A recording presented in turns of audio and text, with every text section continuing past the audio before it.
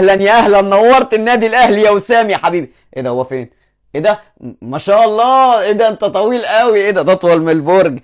نورت النادي الاهلي يا وسام. بص بقى، انا عايزك تيجي كده ايه تستمتع وانت وجودك في النادي الاهلي. موضوع الاجوان ده شيله من دماغك خالص، مش عايزك تحط نفسك تحت الضغط ولا توتر روحك وتفضل تحسبها بقى تقول انا سجلت وما سجلتش. لا لا لا لا، احنا هنصبر عليك، مالكش دعوه.